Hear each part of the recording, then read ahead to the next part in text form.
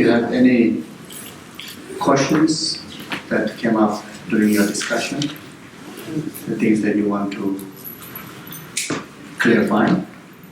Otherwise, I will just go through the short talk. Maybe talk a little bit about Maybe I talk, yeah. Okay. Question. Oh, you have a question? Maybe with what I was talking, stealing the happiness. Stealing the happiness. Stealing the happiness. Is it stealing or not? Is that? Yes. Stealing the happiness. Is it stealing? Can we steal somebody's happiness? Oh yes. This is the question. Yes, we are very good in that. Temporal. Is that The happiness can be even samsaric pleasure. Yeah, even that. Because we were thinking that it wouldn't be possible to steal the ultimate happiness, which is enlightenment. Mm-hmm. The temporal happiness, samsaric pleasure, then it's possible. Ultimate everlasting happiness of Buddha. Yeah, there's no way to steal. Yeah, I think that was the question. Yeah, I think here stealing the happiness is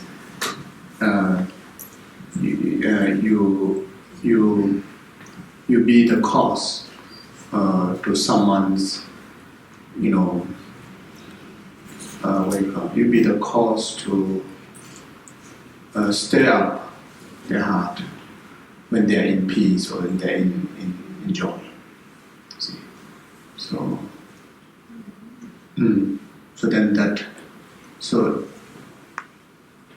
and it creates the karma of mindfulness. See, when you steal the joy of others, you create the karma of mindfulness. So the opposite of mindfulness is abundance.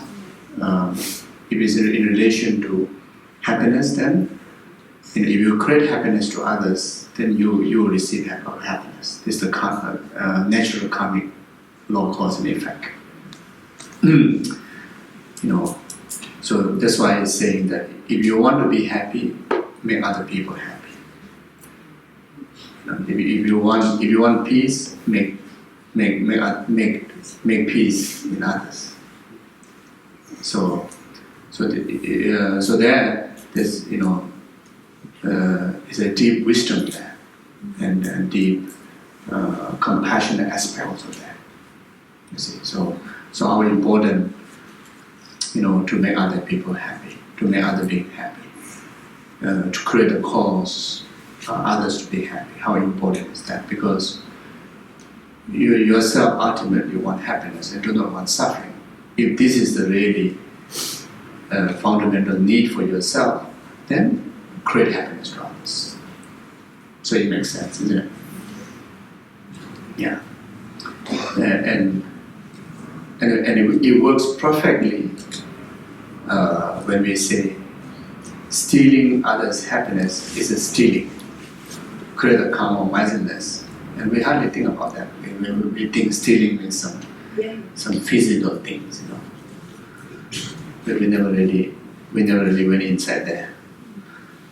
Yeah.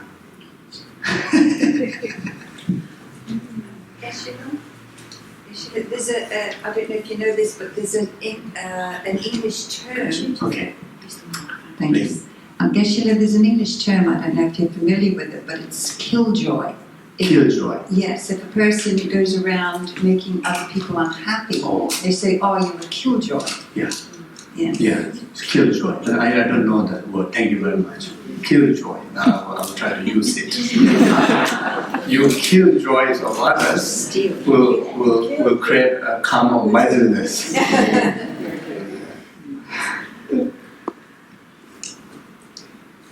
Yes. Can I just ask if you might just talk a moment about the word used this morning, swastika? We were discussing it at lunchtime, and that's perhaps a bit debatable for us Westerners. Which one? Swastika. Oh, swastika. Yes, if you could just explain that word and the way it's used in Buddhism, please. I see. Okay. The swastika actually represents the cross vajra. Also represents cross vajra, a vajra cushion. So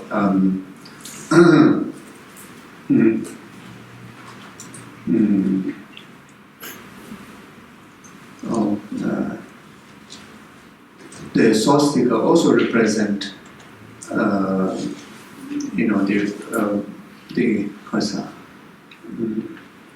Dojita thing is Vajra-like concentration. Vajra-like concentration.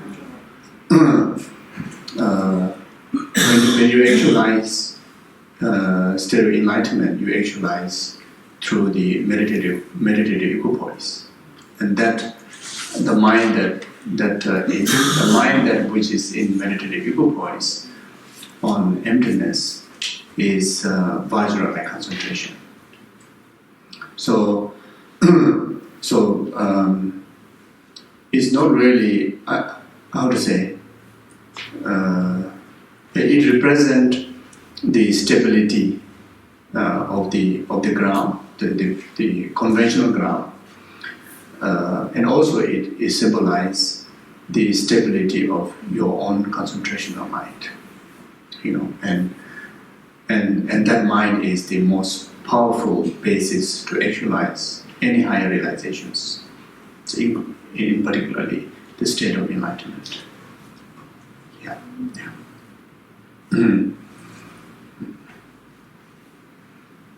Like this cross vajra, why put under the cushion of the throne is so one is symbolize the meditative equipoise of the enlightened gurus. One is to symbolize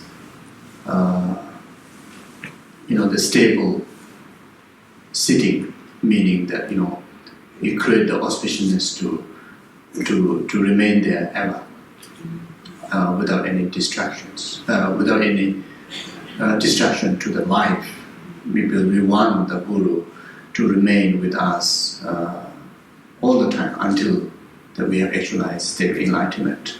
So it's like symbolism immovable. And also it symbolizes the Buddha's Vajra-like concentration. So there are many symbolisms. Yeah.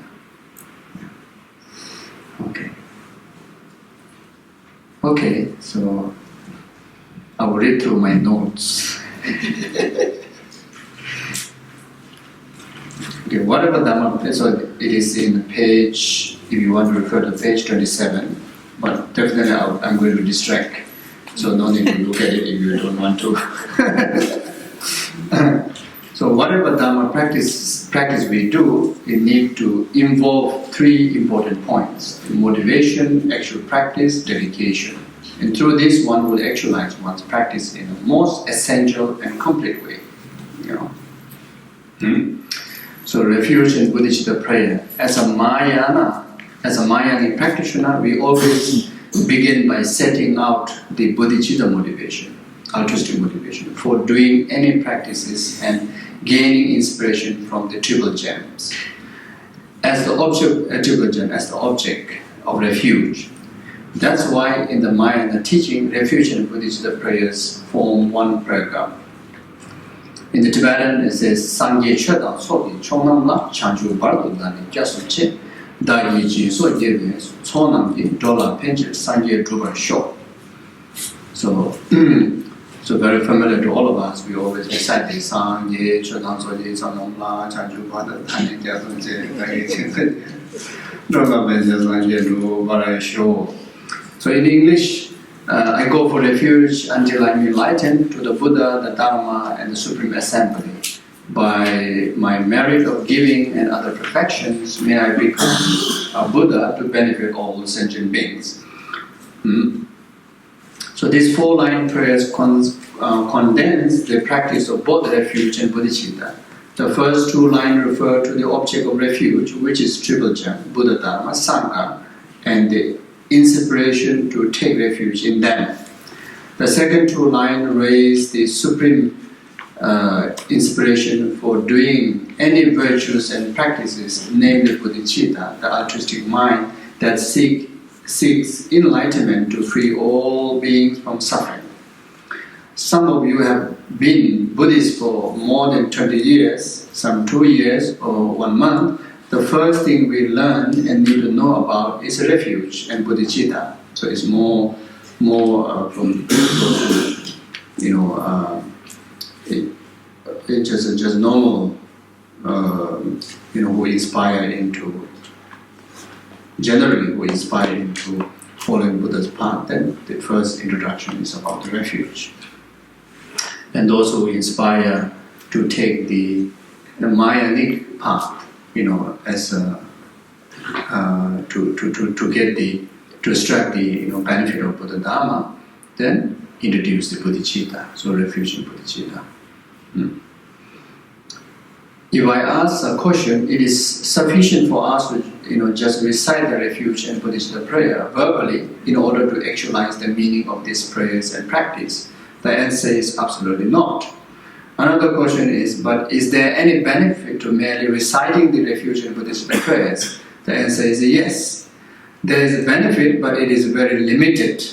It will definitely have a positive imprint in our heart, but there is not much chance that it will move our heart much more, habituate our mind with the key points, which are the precepts of the refuge and the precepts of the bodhicitta. If we don't, you know, if we don't reflect on the meaning, if we don't, the reflecting on the meaning is reflecting on the precepts of the refuge, precepts of the bodhicitta. So just by chanting, you know, our mind, habitual, we will lose the habitual benefit of the key points. If we only recite and not make effort to reflect on the meaning of the prayer, the importance of imprint, you know, contemplating deeply on the meaning of the prayer and the teachings is very necessary to plant a firm imprint in our mental curriculum. Without doing so, there is not much chance we will benefit from them at the moment of time of death, nor in the next lifetimes. Yes. So usually, say the purpose, one of the very important purpose of practicing Dharma in lifetime is prepare for prepare for good death, and that is very much concerned of karma. You know, in particularly we call it completing karma or the concluding karma within the contents of this very lifetime. You know, if we don't have a strong imprint of Dharma, then at the time of dying, we may not be able to protect our mind from the intrusion of negative emotions. You know, there are natural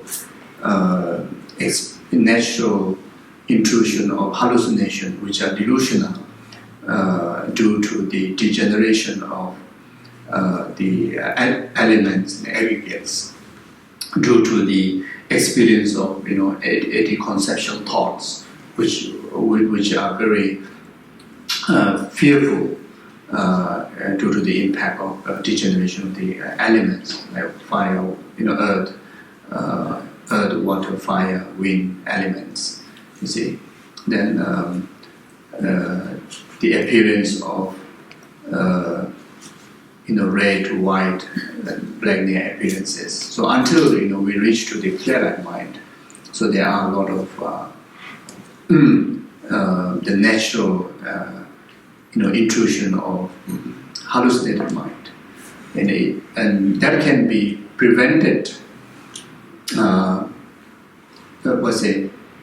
The fear, the delusions, you know, the arising of fear and delusion due to those natural process of the death process can be overcome if we have a strong Dharma imprint, if we have a strong imprint on refuge, if we have a very strong imprint on bodhicitta, like that. If we have a strong imprint on any of the Dharma habitual, they have a habitual Dharma mind. Can be spontaneous altruism, spontaneous wisdom, spontaneous reliance, spontaneous refuge, reliance on Buddha Dharma Sangha. So if we have that, then we feel our mind will be protected.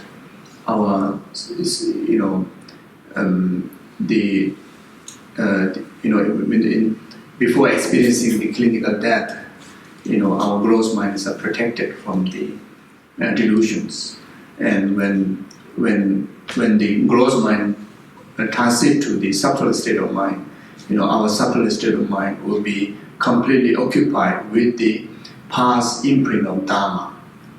Past imprint of Dharma. It can be emptiness or bodhicitta, etc. Refuge, etc. So you see, so if you have a clear remembrance through your subconscious, in the more subtle mind can remember, even just simply, the inspirational figure like Buddha, it also protects our mind from the intrusions of fear by the hallucinations which generated due to the natural process of degeneration of the elements, you see, so like that.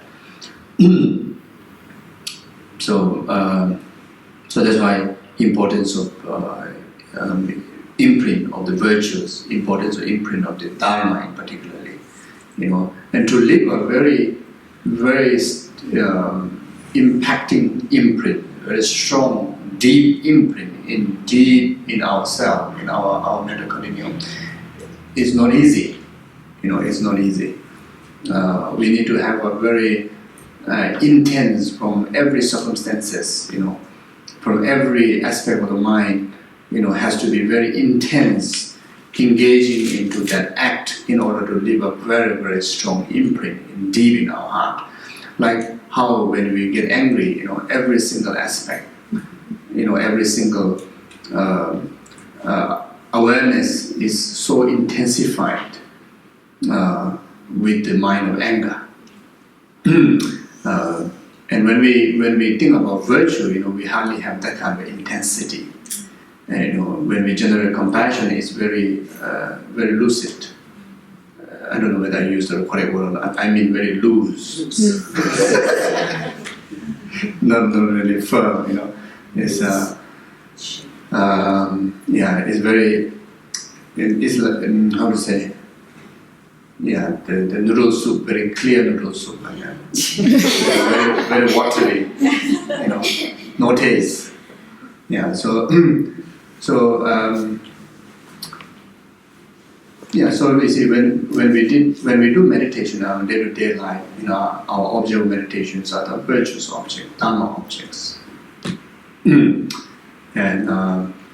be honest to ourselves.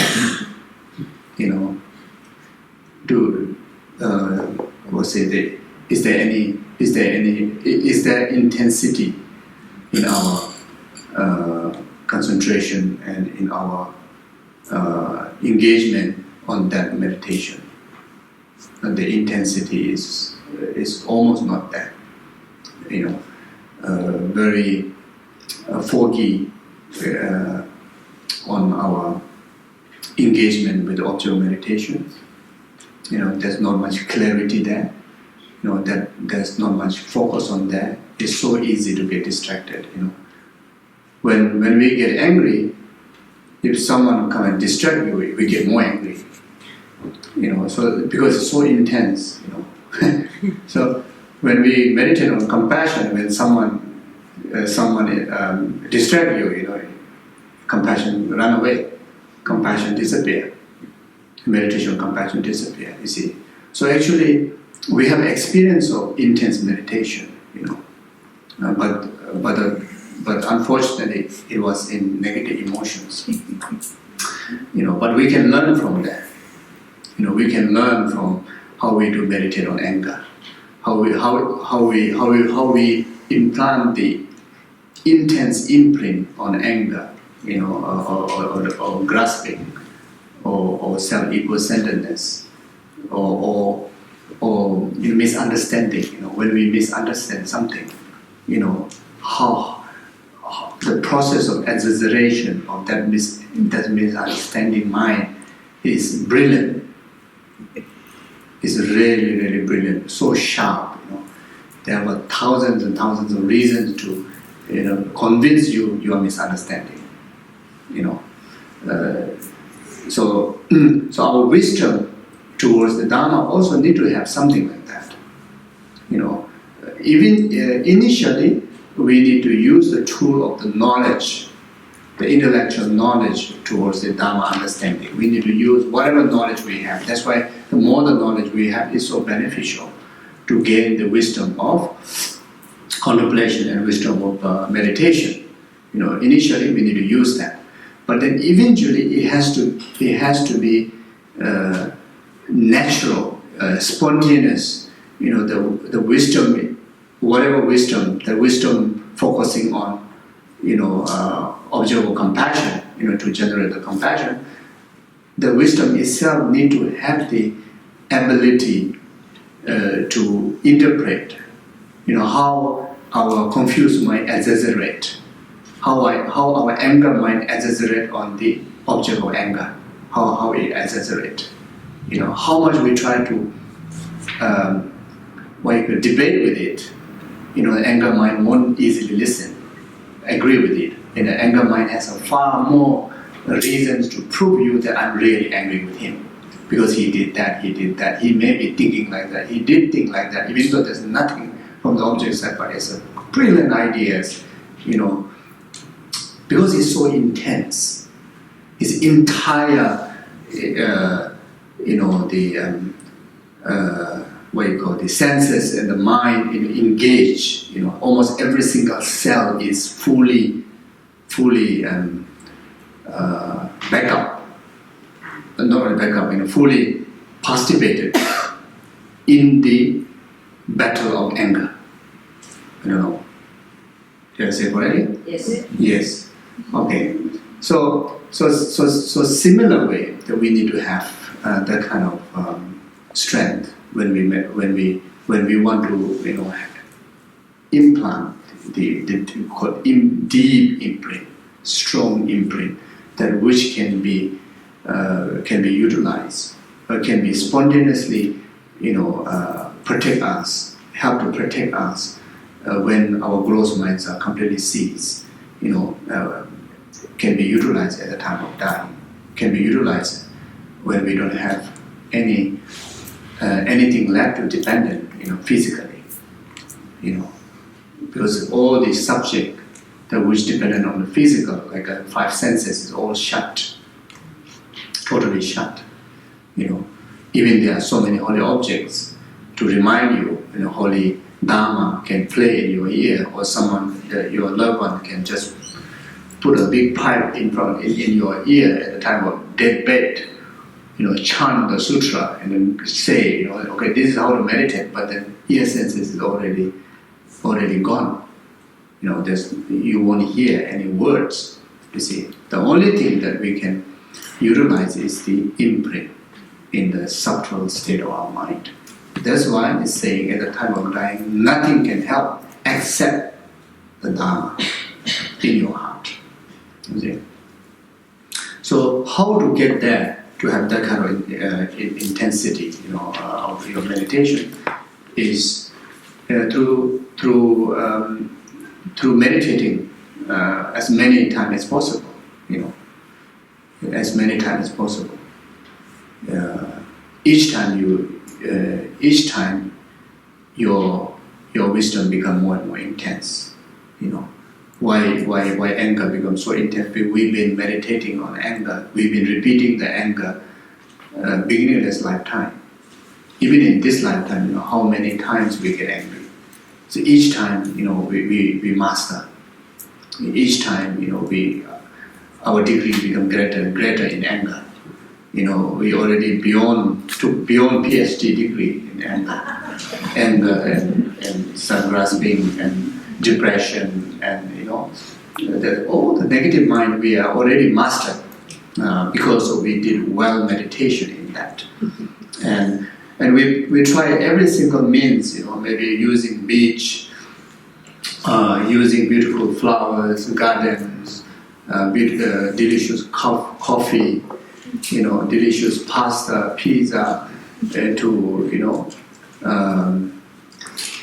get away from the arising of the negative imprints, unhappiness, the delusions. But then, when coffee is finished, then anger still come back. When pizza is finished, depression still come back. When the flowers are dying, then you also start, you also feel very, very depressed. You see, so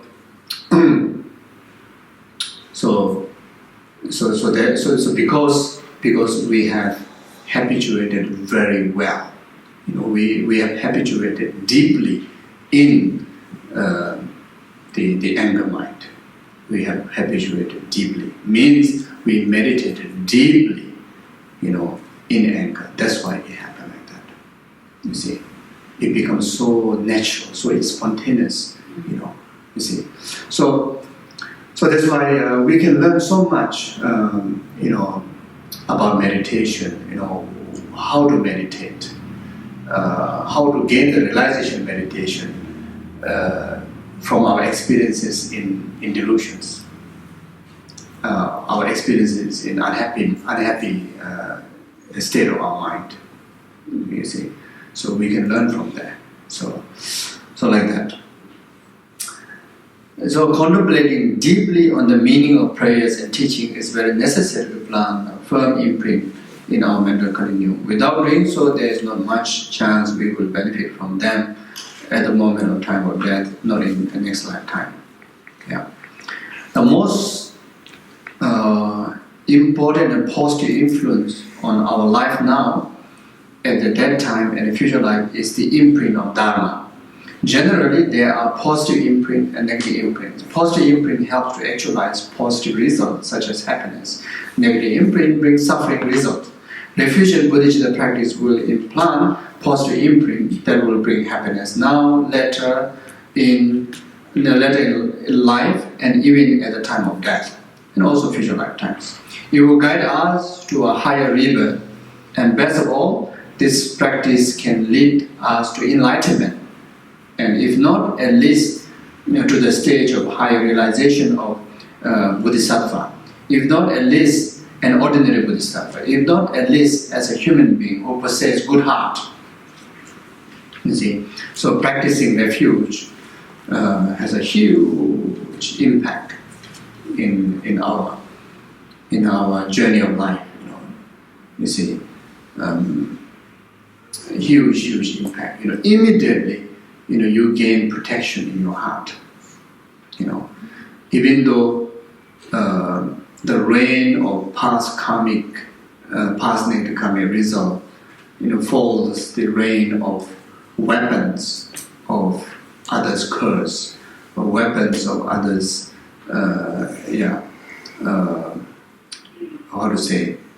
any form of harmfulness. But then if you have the refuge in your heart, your heart won't disturb. Your heart will be protected. Instead of disturbing, your heart will even overwhelm with compassion to the harm givers. Because of the refuge, because we have the Dharma. What is the principle? What is the what is the precept of the Dharma? Precept of the Dharma is, if you can benefit others, benefit. If you cannot benefit others, at least do not harm others. So that is the basic principle of Dharma. So when you take refuge in Buddha Dharma Sangha, when you have refuge in Buddha Sangha, you at least have that in your heart. You see. So if you cannot make yourself happy, at least you won't cause yourself to. You won't be so stupid to be yourself to be so unhappy. Cause so unhappy. You see, because you are also sentient being. You see, the precept is, if you cannot benefit, at least do no harm. It's talking about all sentient being, or any being, starting from yourself. You see. So when you have refuge, if oneself mindful of refuge all the time, then oneself is basically happy all the time. If oneself is mindful of refuge all the time, oneself is very much, alive with the virtues all the time, and oneself is refuge. Oneself is aware of refuge all the time. Oneself all the time emerge with the Dharma. Emerge with the Dharma, committing, consistent cause, freedom from the psychic existence by reducing or eliminating, purifying the causes of samsara, the delusions, because the Buddha Dharma Sangha in the heart, prevent the intrusion of delusions. So how beneficial it is like that. So it's not a baby practice. So it's a very advanced practice. But then even the baby practitioner can apply this practice according with the mental ability of that baby practitioner. But in reality, it is such an advanced practice. Such a great practice. You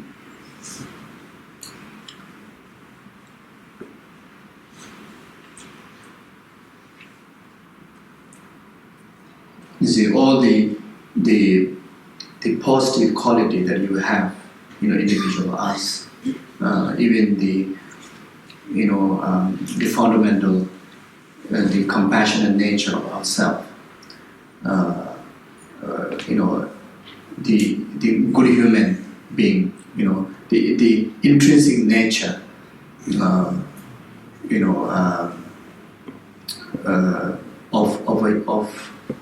of human being is compassionate, and that is very much in the past time, since ever existing of one's continuum. We in fact had the refuge of Buddha Dharma Sangha in your heart. You see, and the reason I'm saying this, since the inception of existence of self, there's the existence of Buddha nature, and that absolute, the Buddha nature is no different than the enlightened state, no different than the characteristic of the Sangha. There's no different than the characteristic of the Dharma, no different than the characteristic of the Buddha. You see, so because of that, our intrinsic nature is compassionate. Our intrinsic nature is pure. Our intrinsic, nature is altruistic. You see, all the mischievous nature, unwholesome natures are, intruded, after the inception of our existence, not before. Not before, or not even same time. Not even same time, or not before. It's after. It's like the sky and the cloud. The cloud exists only after the sky exists. Cloud don't even exist simultaneously with the sky. And therefore the nature of the delusions are very temporal. Very temporal. There's no base. It's very, very fragile. In fact, it's very fragile.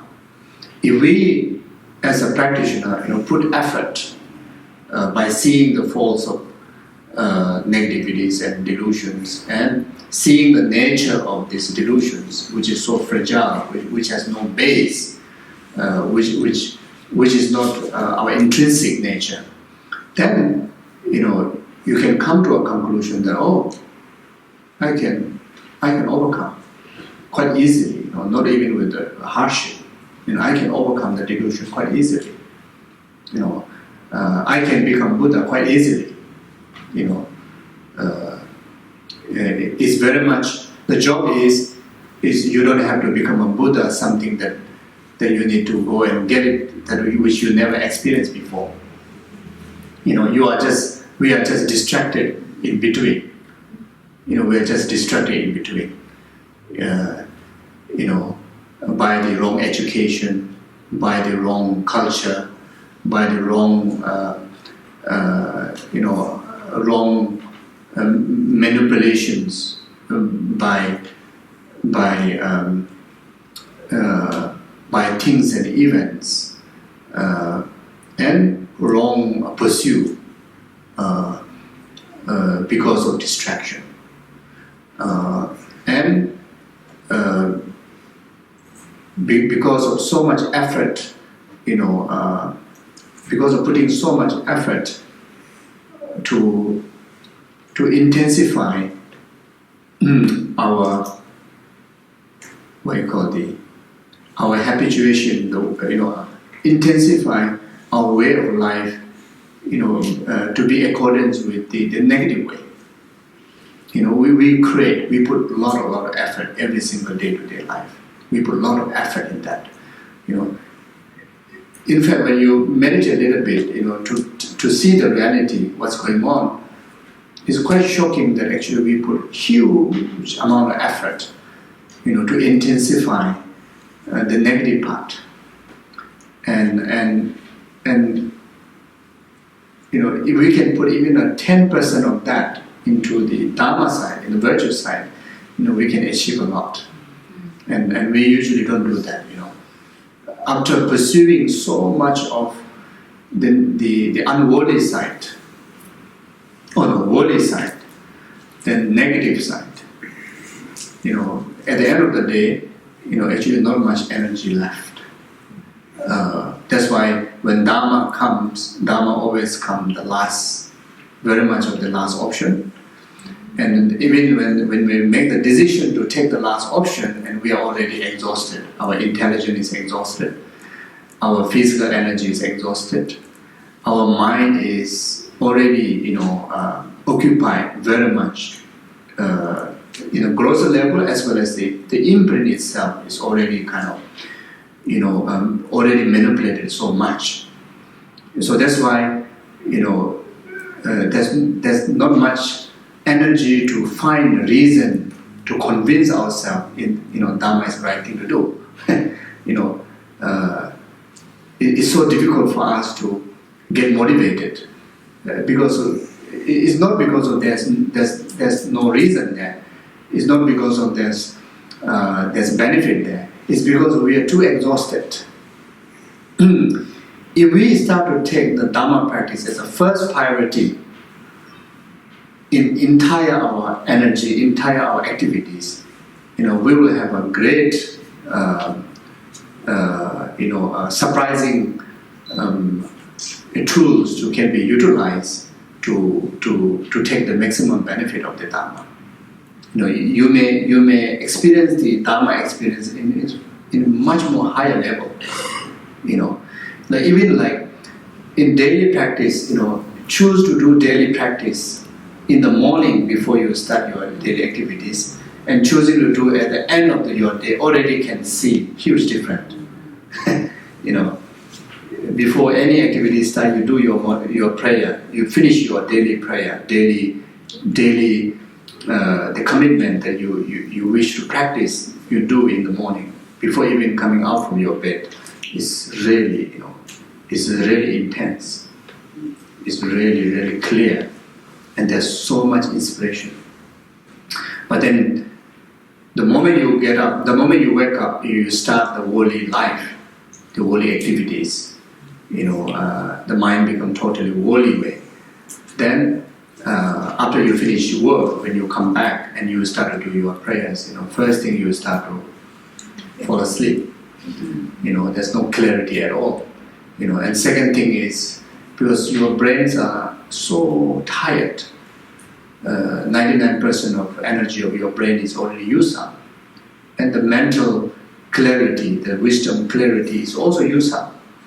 You see. So you find no effect of Dharma practice, no effect of the practice. You feel the more you practice, you feel more lousy, and that will affect so much for tomorrow onwards your Dharma journey, Dharma practices, because there's no inspirational imprint is implanted in your heart. You see, so therefore, it's so practical and so beneficial. If those of you who have some commitments in day-to-day life, commitments, whatever commitment you have taken to, at least I will do this much Dharma in every day. Try to do in the morning, even in the physical commitments. But as far as concerned, the commitment of loving kindness, compassion, being beneficial for sentient beings, it's just a natural process. We have to, of course, at the beginning we have to train ourselves to be natural. And those who are already natural, for them it's all right, easy. But then as a beginner, we need to find the right time to meditate, the right time to practice. And that is really, comparing from the 6 times in the day, the morning, before any activity starts is the best time, you see. So,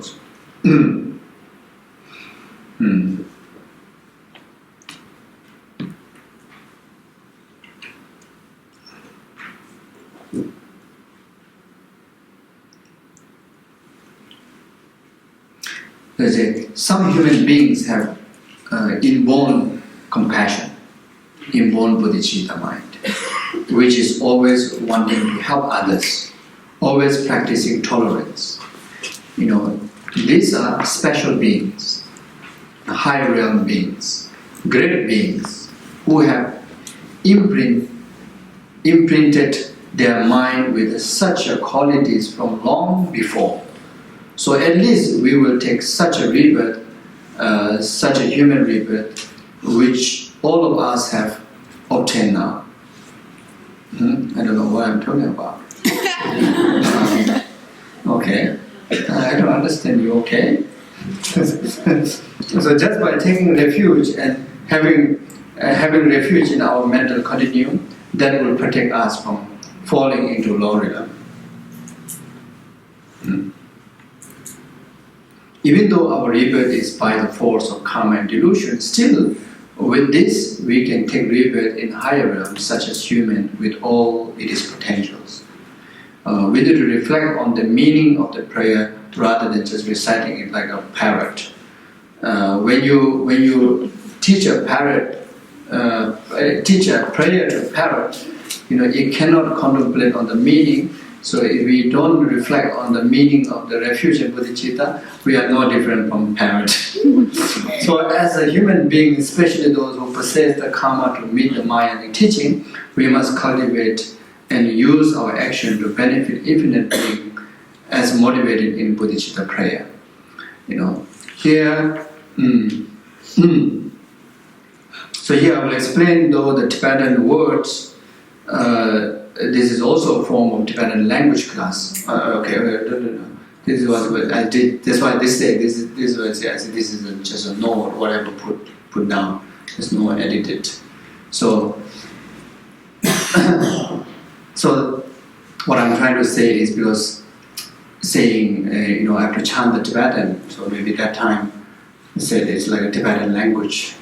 So that's it. Anyway, the prayer is Sangye. So Sangye Chodam Soji Chonamba. Sangye meaning Buddha. Sangye contains 2 components. Sang means purify, abandon, overcome. What is abandon? Purify, overcome the 2 obscurations, namely obscuration to liberation, nirvana, and obscuration to enlightenment, the full Buddhahood. Obscuration to nirvana and obscuration to omniscience. Obscuration nirvana, the liberation is self-grasping, the liberation from self-grasping mind. Obscuration to omniscient, full enlightenment, is both the self-grasping towards self and phenomena and self-cherishing mind towards oneself and phenomena. In short, we can refer to this as an ignorant. Ignorant is the main obscuration to both nirvana and omniscient. So ignorant towards self-grasping is obstruction to nirvana. Ignorant towards the self-cherishing is obstruction towards omniscient, the Buddhahood. So what is the real job? Those who strive for nirvana, liberation from samsara, then we need to eradicate the self-grasping.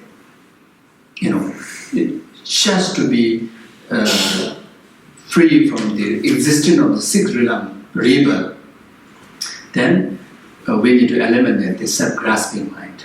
The ignorant of self-grasping mind.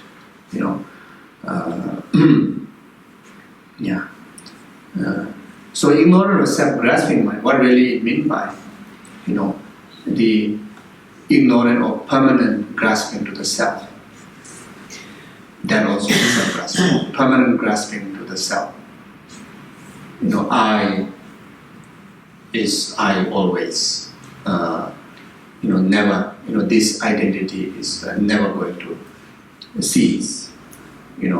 Since this identity is always going to be there, therefore I must fulfill the needs of this self-identity. Even if I needed to cause harm to others, I must gather all the needs of this self-identity.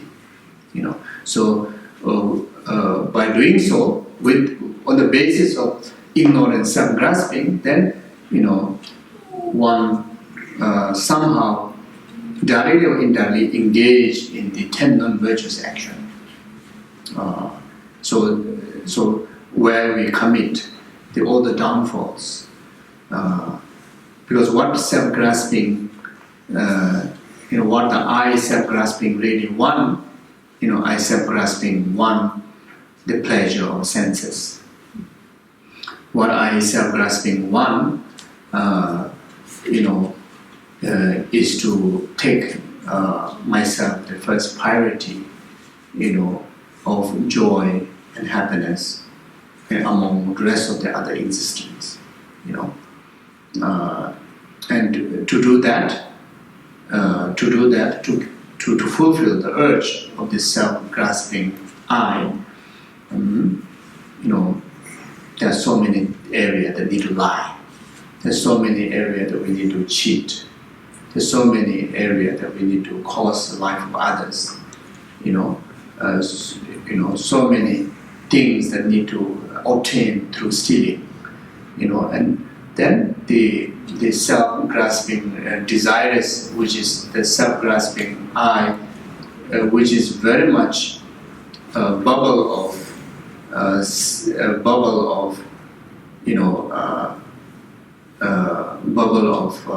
desires attachment, and that bubble of desires attachment that need to be feeded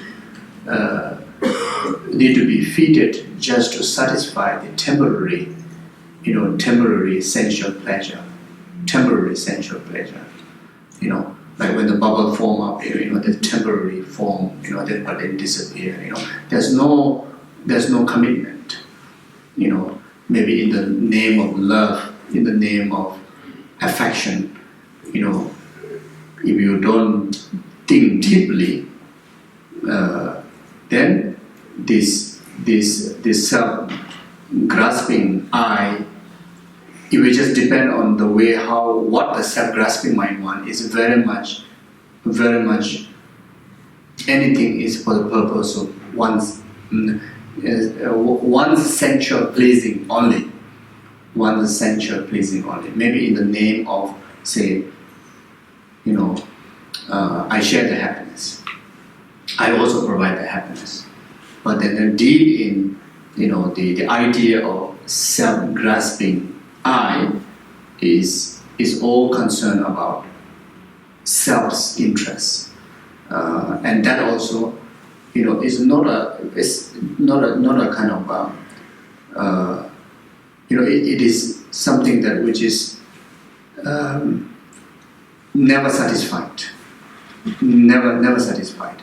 So that's why it becomes very temporal, but then never satisfying urge, never satisfying grasping, and due to that, then lead into either sexual misconduct.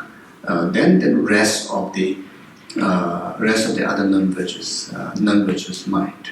You see, so rest of the other non-virtuous mind. Then that way, accumulate abundance of negative karma, and those abundance of negative karmas are the causes to continue to circle within the self-existent. And as long as we remain in self-existent, there's no nirvana. That's why self-grasping mind is the main obstruction to the nirvana. You see. So then the self-cherishing mind is an obstruction, to the omniscient, to become Buddha. Not just the liberation. To become Buddha is the main obstruction is self-cherishing mind, and that self-cherishing mind is also, the ignorant. The basis of that self-cherishing mind is the ignorant. Ignorant.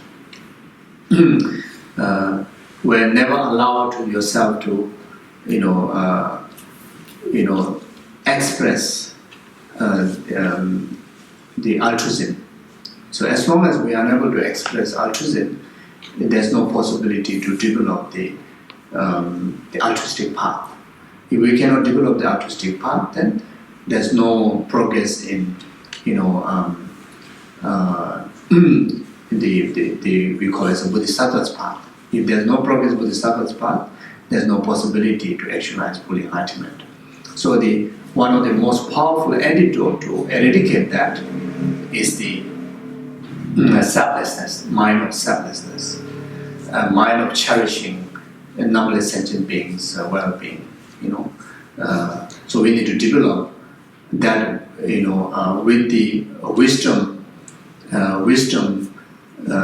seeing selflessness of self, and wisdom seeing selflessness of the phenomena, selflessness of the entire phenomena.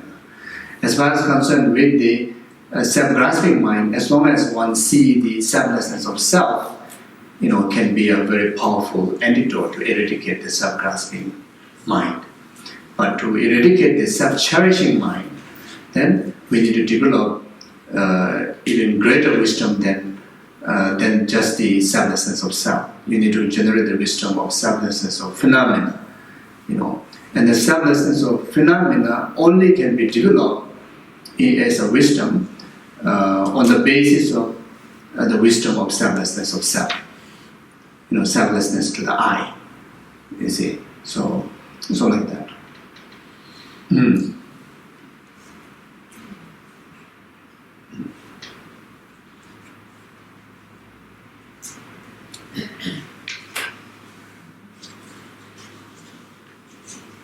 So Buddha has obtained the qualities of overcoming the two obscurations, the obscuration nirvana and obscuration to omniscient.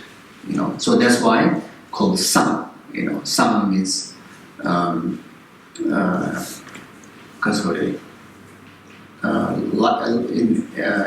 enlightened. Sang.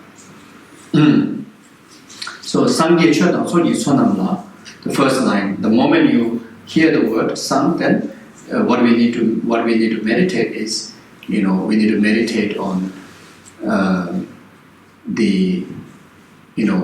how Buddha have actualized state of enlightenment. By abandoning the self-grasping and the self-cherishing. Then when you recite the first line, I go for refuge in Buddha. Buddh is referred to demon. That Buddh is the true obscuration. Buddha then is referred to the the state of eradication of these two obscuration.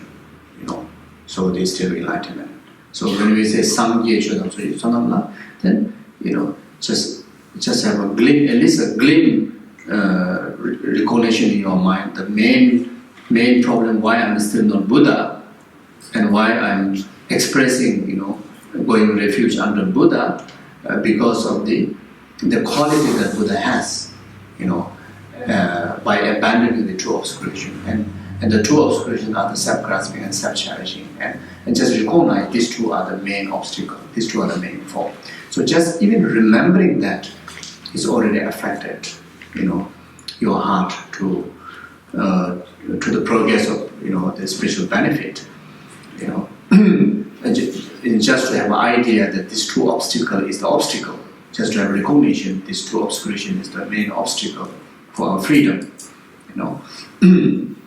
So the moment you hear the word "sang," abandon, purify, overcome, and straight away reflect on the need to abandon all the afflictions and obscurations such as 6 root delusions and 20 secondary afflicted emotions. So as long as there's anything is a disturbing emotion, it has to be eliminated. So you need to come to a conclusion, when you recite every time, because any prayer you do, you recite Sangye Chodam Suri Sonamba. I go for refuge to Buddha Dhamma Sangha like that. The moment you think like that is the main purpose. Why I'm engaging in the practice, the main purpose, even the very initial stage, why I'm reciting refuge is to eliminate, to eradicate the delusions. That has to have come into our mind. My whole purpose is to eradicate the delusion.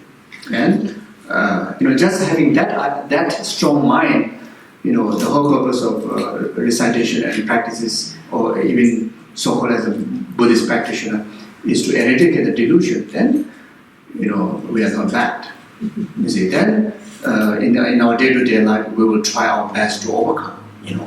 If we don't have any idea about that, and just wow, Buddha, wow, So it's the obstacle is still remains so thick, Then, in fact, entire system is occupied with the obstacle.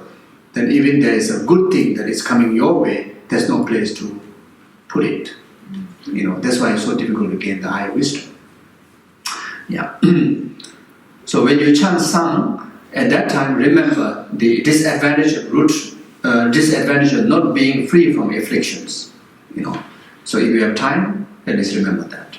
If you don't have time, at least say, why am I still here? It's because I didn't abandon the affliction. So not being free from the grasping mind, because of not being free from grasping, because of having ignorance and having defilements, meaning not have realized the emptiness mind. Why have ignorance? Why you have so thick and ignorant? Because not have realized emptiness, or didn't meditate enough in emptiness. Then you will get the real feeling of what sang means. When you just do that, you feel something different. Ge means obtain. Sangye. Ge means obtain. What has been obtained? All the qualities of the enlightened being, the 10 powers and the methods to benefit numberless beings, and the 4 bodies of the Buddhas. The activities of the Buddhas. Peaceful activity, increasing activities. The controlling activities and wrongful activities, that you can use like a tool to benefit others accordingly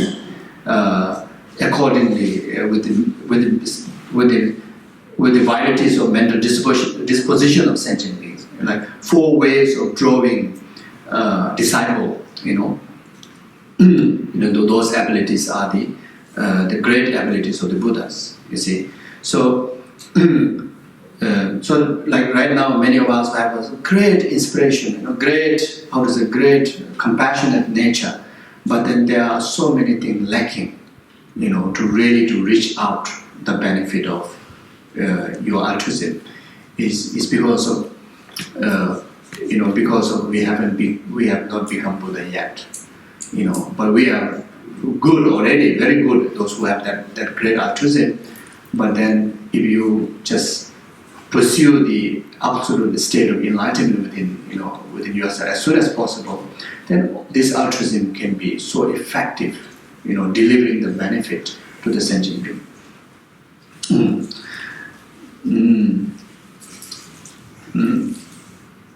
The accomplishment of 6 perfections and omniscient mind. And at our level, we are engaged in the practice. Okay, so Sangye. So we stop here. Okay, so tomorrow we continue. Thank you.